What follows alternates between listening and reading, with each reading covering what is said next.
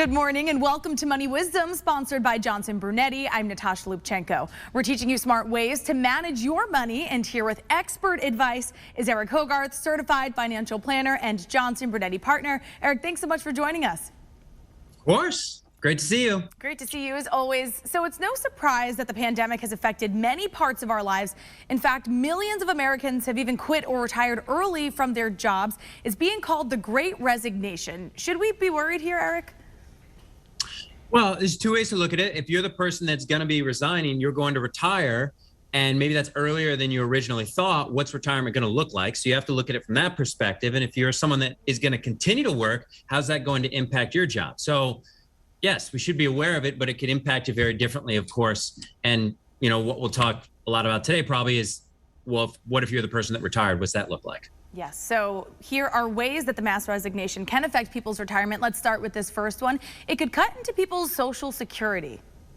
So the earliest you can trigger Social Security, I know most people know this, but it's 62 years old. Now, if you're a widow or you've got different options, but for most folks, it's 62. Now, that's not a recommendation of when to trigger. Maybe you should, maybe you shouldn't, but Social Security is going to pay you for the rest of your life. And the longer you wait to take it, the more it's going to pay you, but the shorter you're going to live. So you've got to look at that. But if you're going to retire early, you're going to stop paying into Social Security. So your benefit might not be as big. And that, for a lot of folks, is a big, big part of what the retirement income is going to be. So you have to make sure you're looking out. All right. And here's another thing to consider. Social Security looks at your highest earning 35 years. So people ask us this, well, I'm going to retire at 62 instead of my full retirement age of 67. You know, that statement that I get, or when I go on the website, is that number going to be a lot different? Well, it might be, it might not be. Also, and another important thing to take into consideration is most people, if you're married, one of you dies, the larger of your two Social Security benefits remains. So it's not just for you and the rest of your life, but your spouse's as well. So you have to look at it that way. You know, when you think about retirement, a lot of people, well, I think I can retire. Most people feel confident, well, I'll be fine for 5 years, but what about 15 years, 20 years, 30 years? You've got to make sure that you're planning and you're looking out because, you know, whether it's inflation or lack of interest, you've got to grow the money because it needs to last as long as you do. Yep, important things to think about. And this final one here, Eric, is less people are paying into Social Security. Why is this important to consider? Yeah, I mean, you hear about this. Well, when Social Security was created, you couldn't draw your Social Security benefit until you were 65 years old. So when it first began, you had to be 65 to draw it. Now you have to be 62. You can take it earlier. But if you were born that year, you were only supposed to live, life expectancy was 64. You weren't even supposed to make it, which is not exciting. But now people live a very long time, you know, so.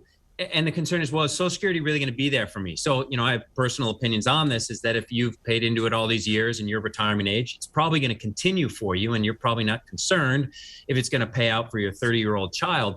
But you don't want to rely all of your retirement income on Social Security. And that's why you have to look at the broader picture of what are your other things doing? Do you have a pension? Do you have investments? So you have to look at the full scope of where you are and where you hope to be in the future. Sure. So important to be informed here, especially during these changing times. So if our viewers want to learn even more about this topic, how can we do that?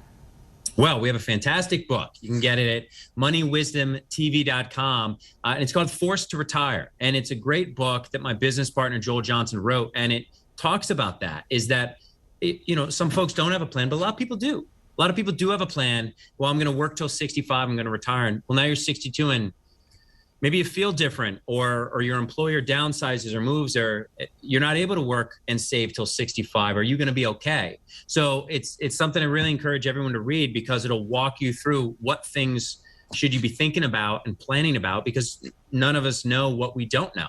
So again, it's a great book. I really encourage everyone to read it. It's called Forced to Retire, and you can get it at www.moneywisdomtv.com. All right, Eric Hogarth from Johnson Brunetti. Great offer as always. Thank you. And again, if you would like to learn more, you can visit moneywisdomtv.com. For CT Style, I'm Natasha Lubchenko. We'll see you next week.